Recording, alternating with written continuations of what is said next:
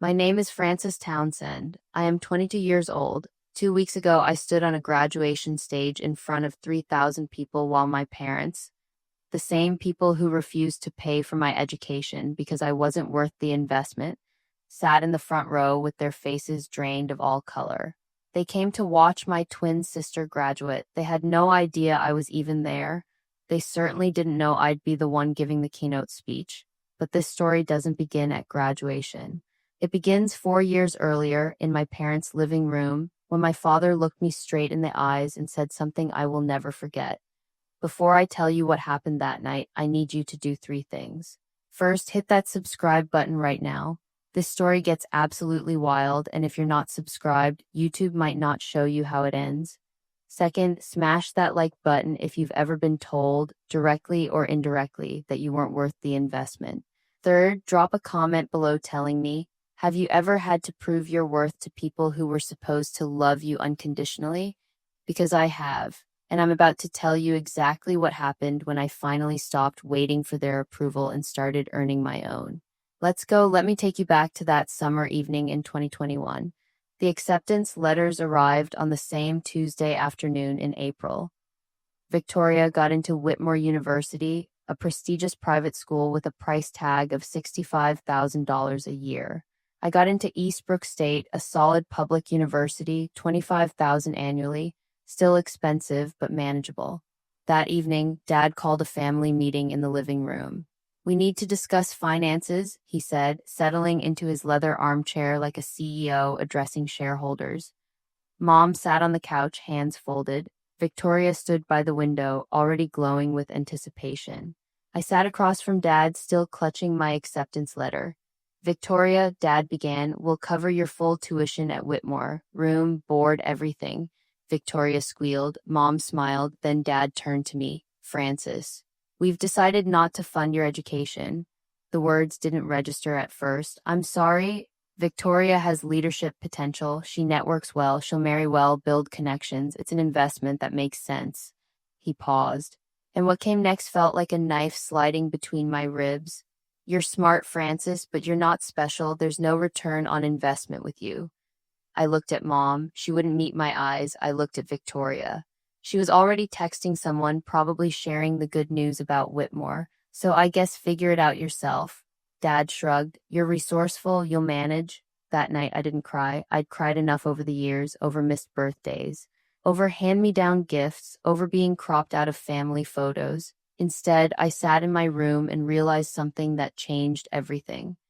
To my parents, I wasn't their daughter. I was a bad investment. But what Dad didn't know, what nobody in this family knew, was that his decision would alter the course of my entire life.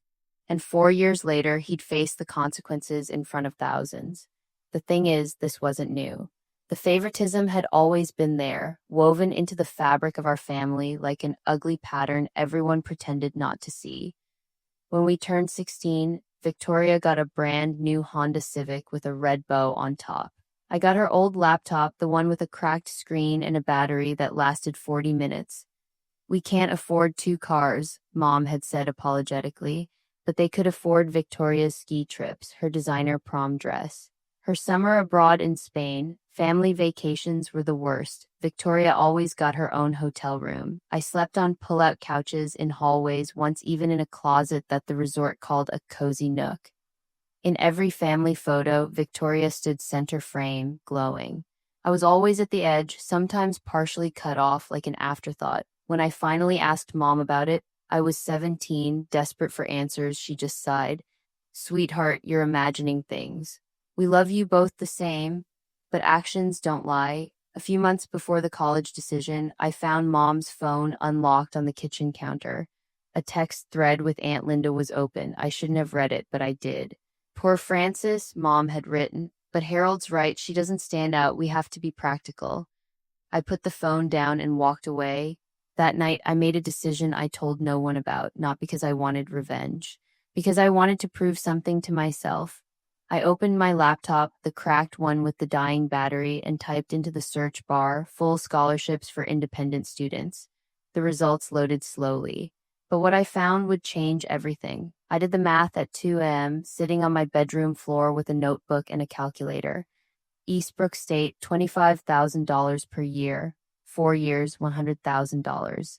Parents' contribution, zero. My savings from summer jobs, $2,300. The gap was staggering. If I couldn't close it, I had three options.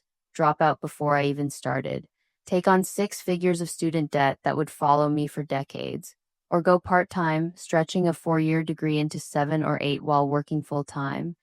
Every path led to the same place. Becoming exactly what my father said I was, the failure, the bad investment, the twin who didn't make it. I could already hear the family conversations at Thanksgiving. Victoria is doing so well at Whitmore. Francis. Oh, she's still figuring things out. But this wasn't just about proving them wrong. It was about proving myself right. I scrolled through scholarship databases until my eyes burned. Most required recommendations, essays, proof of financial need. Some were scams, others had deadlines that had already passed. Then I found something. Eastbrook had a merit scholarship program for first-generation and independent students. Full tuition coverage plus a living stipend. The catch, only 5 students per year were selected. The competition was brutal. I saved the link, then I kept scrolling. And that's when I first saw the name that would eventually change my life. The Whitfield Scholarship, full ride, $10,000 annually for living expenses, awarded to only 20 students nationwide. I laughed out loud. 20 students in the entire country? What chance did I have? But I bookmarked it anyway. I had 2 choices: accept the life my parents designed for me or design my own. I chose the second, but to do that I needed a plan. And I needed it immediately. I filled an entire notebook that summer. Every page was a calculation. Every margin was covered in plans. Job number 1, barista at the Morning Grind, a campus cafe. Shift 5 to 8 a.m. Estimated monthly income, $800. Job number 2, cleaning crew for the residence halls. Weekends only, $400 a month. Job number 3, teaching assistant for the economics department, if I could land it. Another $300, total $1,500 per month. Roughly $18,000 a year. Still $7,000 short of tuition. That gap would have to come from scholarships, merit-based ones. The kind you earn, not the kind you're handed. I found the cheapest housing option within walking distance of campus. A tiny room in a house shared with 4 other students. $300 a month, utilities included, no parking. No AC, no privacy, it would have to do. My schedule crystallized into something brutal but precise. 5 o'clock a.m., work at the cafe. 9 o'clock a.m. to 5 o'clock p.m., classes. 6 o'clock p.m. to 10 o'clock p.m., study, work, or TA duties. Sleep, 11 o'clock p.m. to 4 o'clock a.m., 4 to 5 hours a night for 4 years. The week before I left for college, Victoria posted photos from her Cancun trip with friends. Sunset beaches, margaritas, laughter. I was packing my thrift store comforter into a second-hand suitcase. Our lives were already diverging and we hadn't even started yet, but here's what kept me going. Every night before sleep, I'd whisper the same thing to myself. This is the price of freedom. Freedom from their expectations. Freedom from their judgment. Freedom from needing their approval. I didn't know then how right I'd be. And I didn't know that somewhere on the Eastbrook campus, there was a professor who would see something in me that my own parents never could. I made it 14 months before my body forced me to stop. It was a Tuesday in October, junior year. I'd been up since 4, worked the morning shift, attended 3 classes, and was walking to the library when the world tilted sideways. I don't remember falling. I remember the ceiling tiles of the campus health center, yellowed and water-stained, and a nurse's face hovering above me. Young lady, when did you last eat a full meal? I couldn't answer. I didn't remember. Your blood sugar is dangerously low. Your blood pressure is borderline. How many hours of sleep do you get? 4, 5 sometimes. She wrote something on a clipboard. You need to slow down. I wanted to laugh. Slow down, sure. I'll just tell my tuition bill to slow down. I'll tell my landlord to slow down. I'll tell the scholarship deadlines to pause while I take a nap. Instead, I signed the discharge papers and walked back to the cafe. I was 30 minutes late for my shift. My manager, a woman named Diane who'd worked at the Morning Grind for 22 years, took one look at me and said, "Go home. I can't afford to." I didn't ask what you could afford. I said, "Go home." She wrote my name in the schedule for the next 3 days anyway, paid me for hours I didn't work. Don't tell anyone, she said, and eat a sandwich. I ate a sandwich. I slept 8 hours. I went back to work the next morning, and I never told Dr. Smith about any of it, because if I admitted how close I was to breaking, I was afraid she'd realize my father was right. Freshman year, Thanksgiving. I sat alone in my tiny rented room, phone pressed to my ear, listening to the sounds of home. Laughter in the background, the clink of dishes, the warm chaos of a family gathering I wasn't part of. Hello, Francis? Mom's voice was distant. Distracted, hi, Mom, happy Thanksgiving. Oh, yes, happy Thanksgiving, honey, how are you? I'm okay, is Dad there? Can I talk to him? A pause, then I heard his voice in the background, muffled but clear. Tell her I'm busy. The words landed like stones. Mom's voice returned, artificially bright. Your father's just in the middle of something. Victoria was telling the funniest story. It's fine, Mom. Are you eating enough? Do you need anything? I looked around my room, at the instant ramen on my desk, at the second-hand blanket, at the textbook I'd borrowed from the library because I couldn't afford to buy it. No, Mom, I don't need anything. Okay. Well, we love you too. I hung up, then I opened Facebook. The first thing in my feed was a photo Victoria had just posted. Mom, Dad, and Victoria at the dining table. Candles lit, turkey gleaming, the china. The autumn centerpiece, caption, thankful for my amazing family. My amazing family. I zoomed in on the photo. 3 place settings, 3 chairs, not 4. The chair where I used to sit, the one with the slightly wobbly leg that I'd learned to balance just right, wasn't there. They'd removed it. I set down my phone. My noodles had gone cold. Something shifted in my chest that night. Not anger, not sadness, something quieter. I wasn't hungry anymore, not for noodles, not for their attention. Not for a seat at a table that had clearly been rearranged to function without me. I closed the laptop, lay down on my second-hand mattress, and stared at the ceiling until my alarm went off at 4 a.m. The next day, I applied for the Whitfield Scholarship. It was February of sophomore year. I was sitting in my car, Rebecca's car, actually. She'd lent it to me for a job interview in the parking lot of a Panera Bread. The interview was in 15 minutes, and I couldn't make myself get out. I'd been running on empty for 19 months. 19 months of 4 a.m. alarms. 19 months of instant ramen and borrowed textbooks. 19 months of watching Victoria's Instagram feed fill with ski trips and study abroad photos, while I calculated whether I could afford to replace my worn-out shoes. That morning, I'd received an email from the Eastbrook Financial Aid Office. My work-study hours had been cut due to budget reductions. I was losing $400 a month starting next semester, $400. That was my grocery budget, my emergency fund, the thin margin between surviving and drowning. I sat in the driver's seat with the engine off, my forehead pressed against the cold steering wheel, and I cried, not quiet tears. Ugly, heaving sobs that shook my whole body.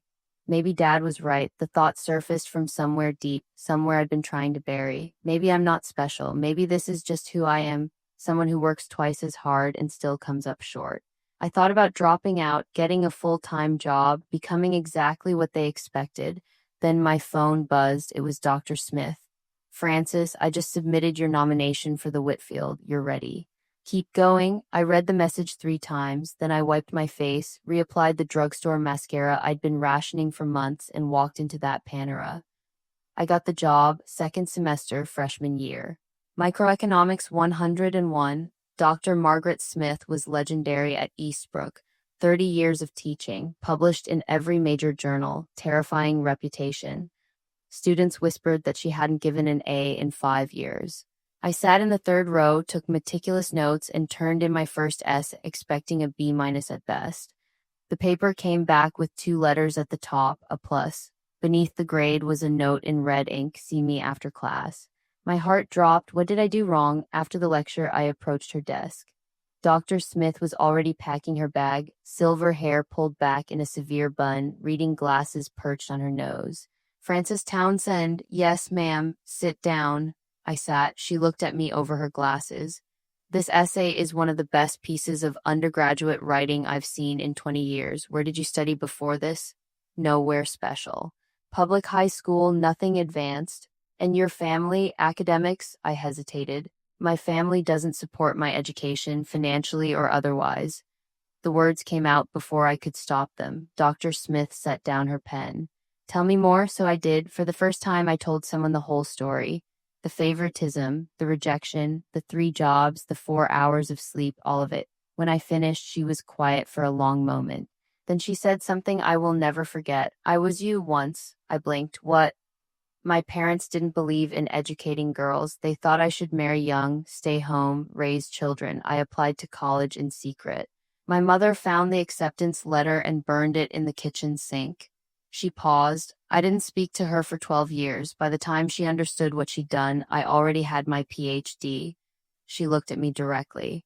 Frances, you have potential, extraordinary potential, but potential means nothing if no one sees it. Let me help you be seen. Junior year, advanced econometrics. I failed my first midterm, 57%, red ink, crushing. I stared at the grade for a full minute, waiting for the world to end. Instead, I walked to Dr. Smith's office and placed the exam on her desk.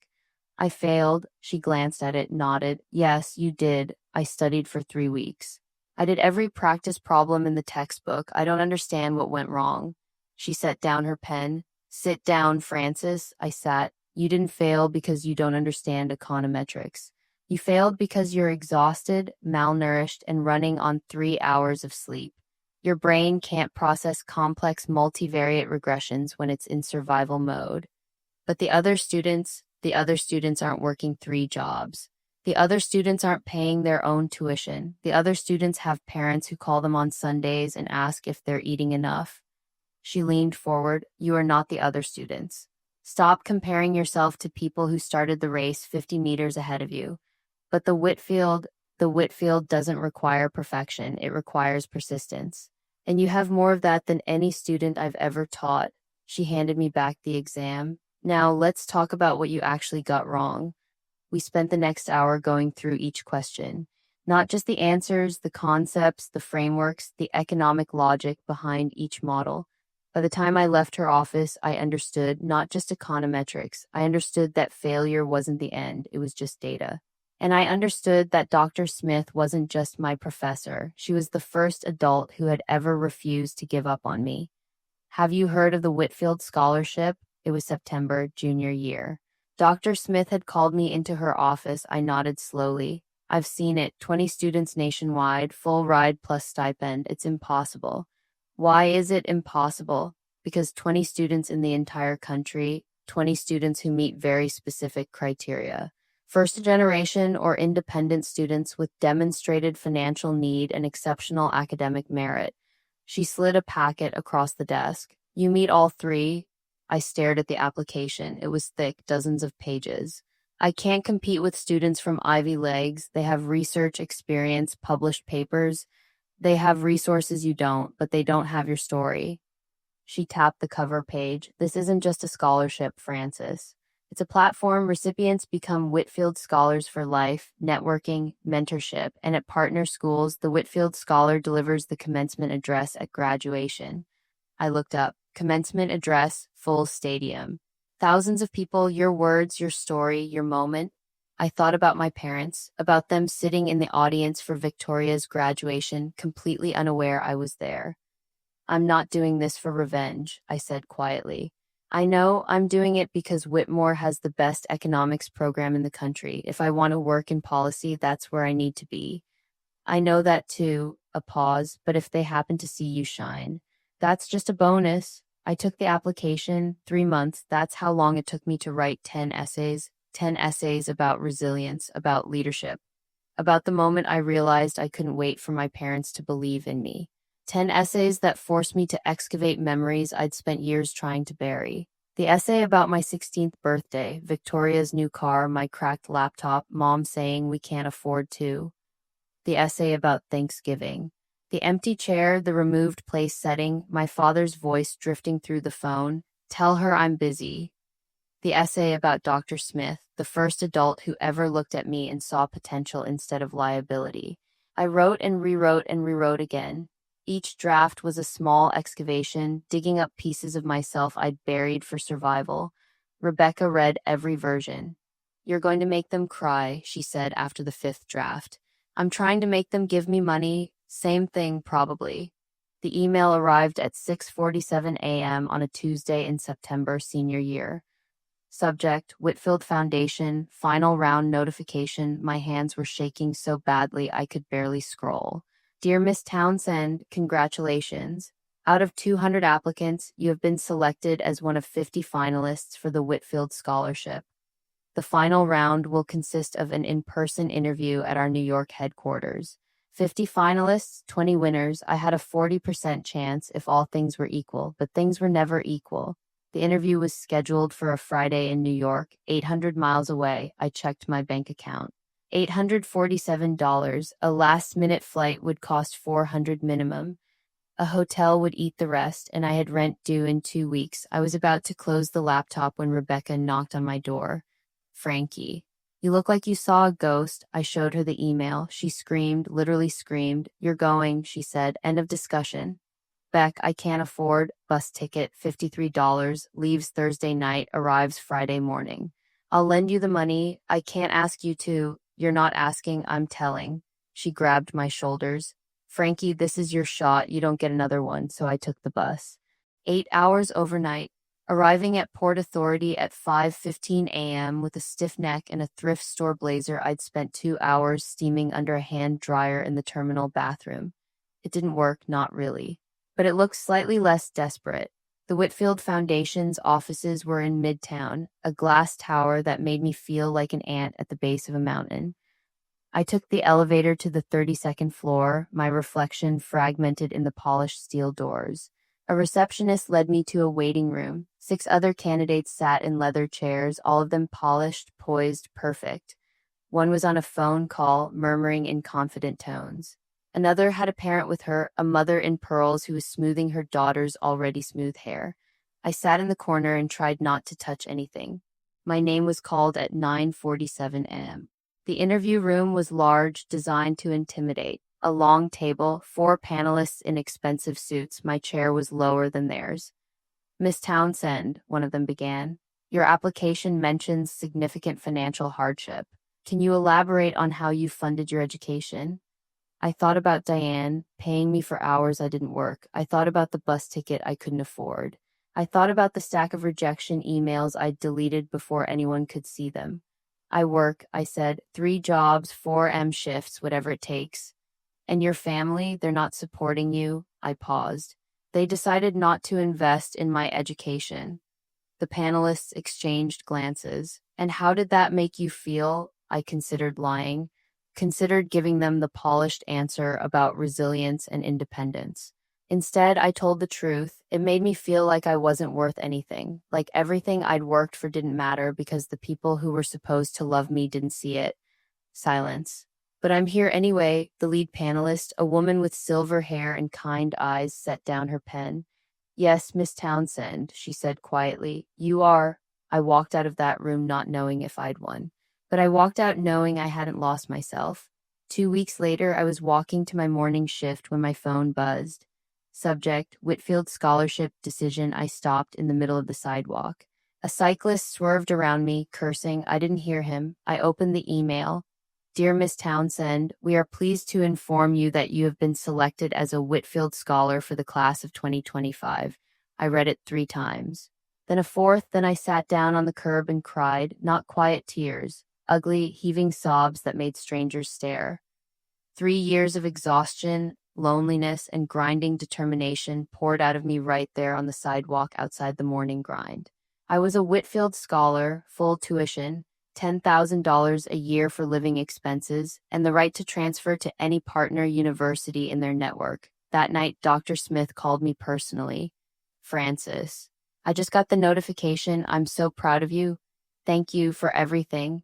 There's something else, she said. The Whitfield allows you to transfer to a partner school for your final year. Whitmore University is on the list. Whitmore.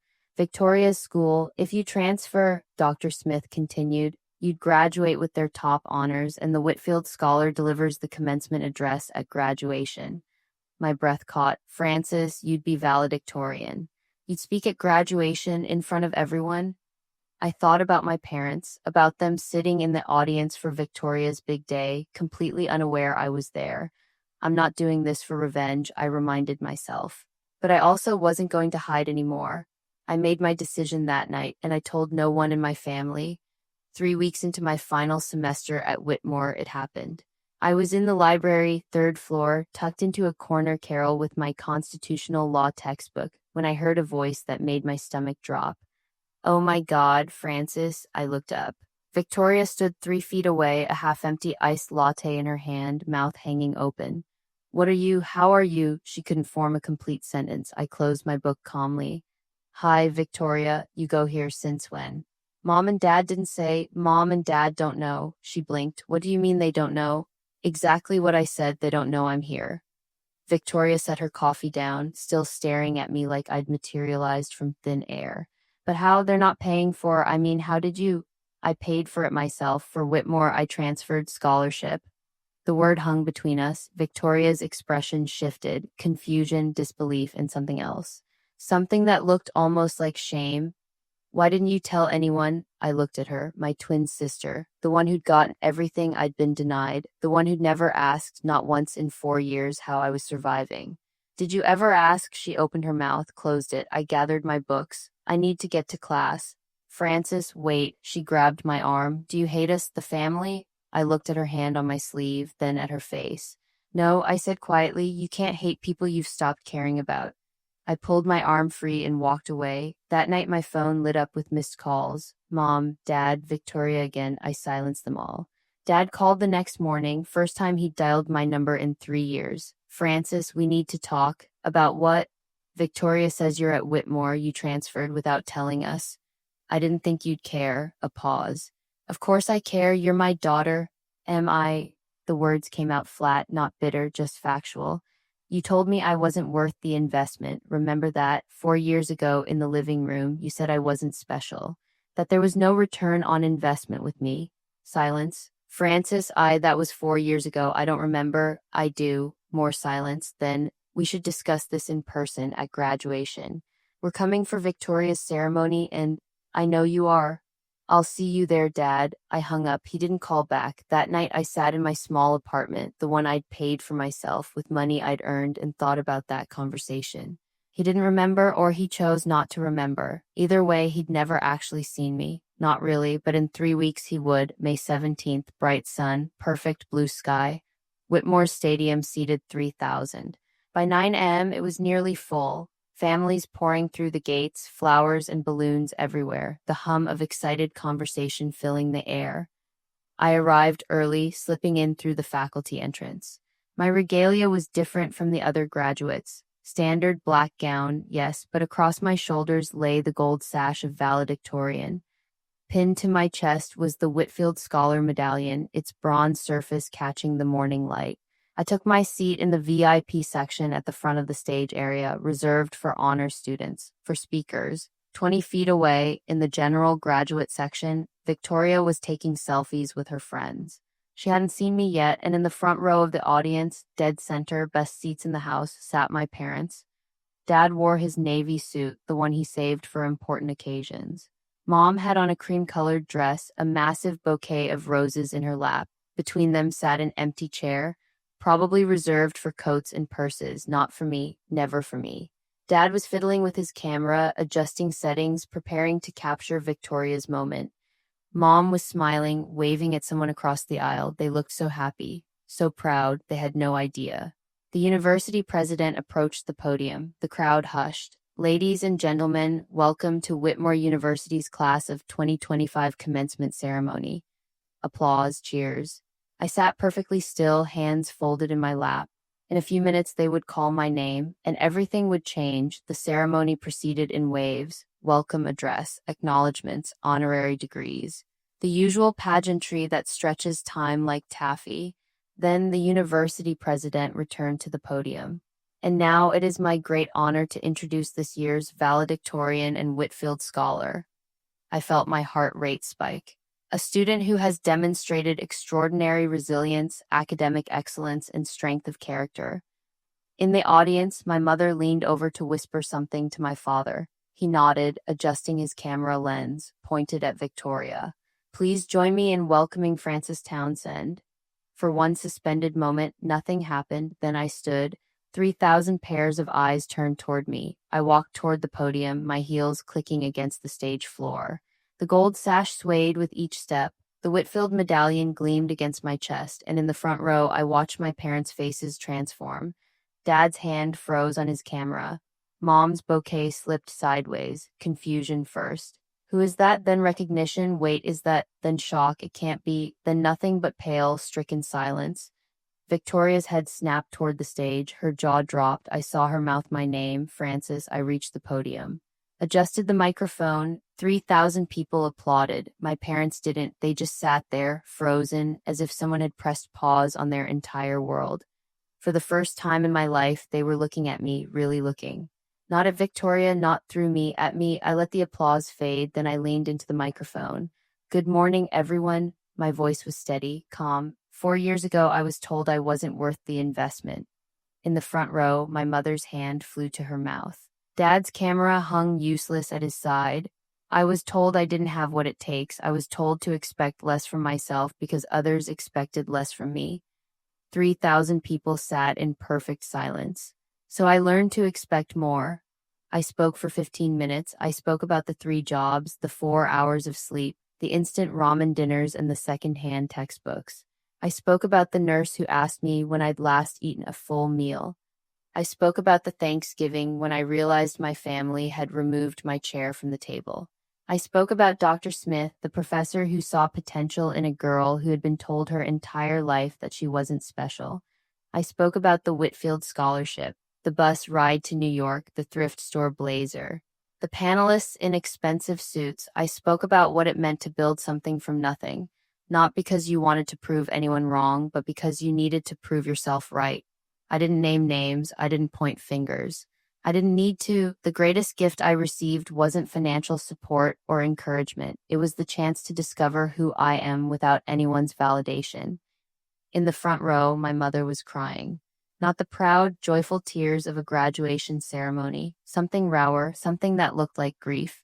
My father sat motionless, staring at the podium like he was seeing a stranger. Maybe he was. To anyone who has ever been told, "You're not enough," I paused, letting the words settle. "You are, you always have been."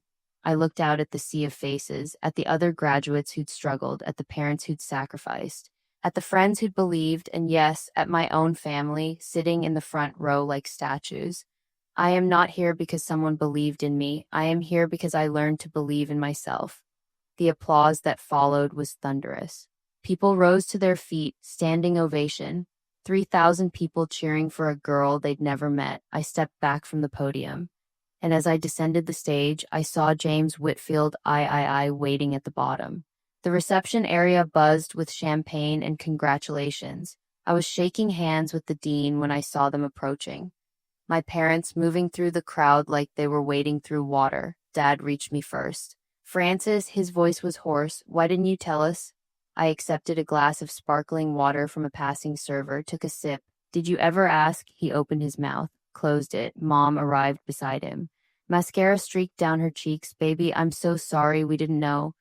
"You knew I was invisible." I kept my voice even. "You chose not to see. That's not fair." Dad started. "Fair?" The word came out calm, not sharp. "You told me I wasn't worth investing in. You paid $250,000 for Victoria's education and told me to figure it out myself. That's what happened." Mom reached for me. I stepped back. "Francis, please, I'm not angry," I said, and I meant it. The anger had burned away years ago, replaced by something cleaner. "But I'm not the same person who left your house 4 years ago." Dad's jaw tightened. "I made a mistake. I said things I shouldn't have. You said what you believed." I met his eyes. "You were right about one thing, though. I wasn't worth the investment, not to you, but I was worth every sacrifice I made for myself." He flinched like I'd struck him. James Whitfield III appeared at my elbow, extending his hand. "Miss Townsend, brilliant speech. The foundation is proud to have you." I shook his hand while my parents watched. The founder of one of the nation's most prestigious scholarships, treating their worthless daughter like a treasure. I saw it hit them then. The full weight of what they'd missed, what they'd thrown away. After Mr. Whitfield moved on, I turned back to my parents. They looked smaller somehow, diminished. "I'm not going to pretend everything's fine," I said, "because it's not." "Francis, please," Mom whispered. "Can we just talk as a family?" We are talking, I mean really talk, come home for the summer, let us. No, the word was firm, but not harsh.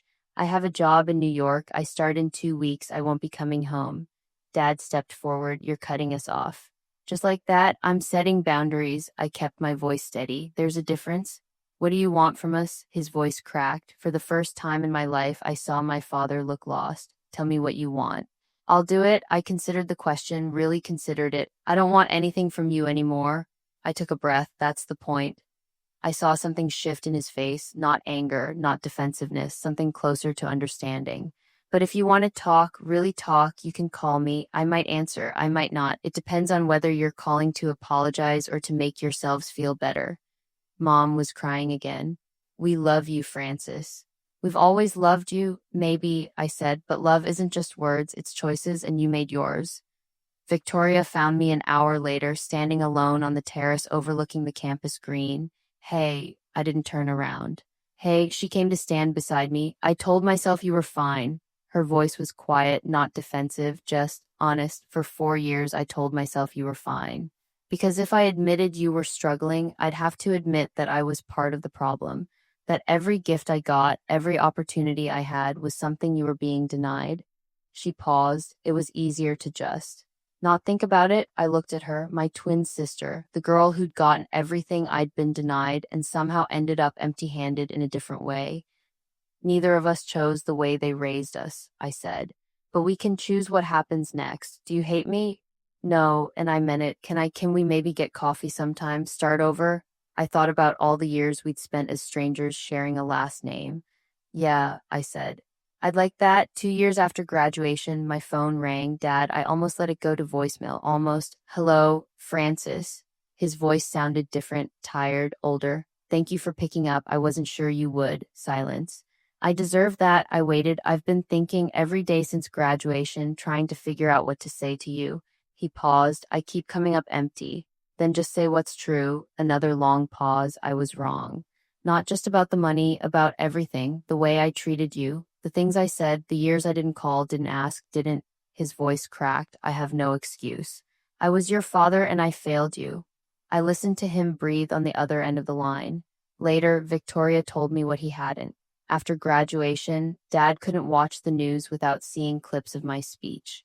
Someone had uploaded it. It had hundreds of thousands of views. He'd sit in his recliner night after night, listening to his daughter tell 3,000 strangers about the father who called her a bad investment. He never told me that. Victoria did. I hear you, I said finally. That's all. What did you expect? I don't know. I thought maybe you'd tell me how to fix this. It's not my job to tell you how to fix what you broke. More silence. You're right. He sounded older than I'd ever heard him. You're absolutely right. But I took a breath. If you want to try, I'm willing to let you. You are. I'm not promising anything. No family dinners, no pretending everything's fine. But if you want to have a real conversation, honest, no deflecting, I'll listen. That's more than I deserve. Yes, it is. He laughed, a small, broken sound. You've always been the strong one, Francis. I was just too blind to see it.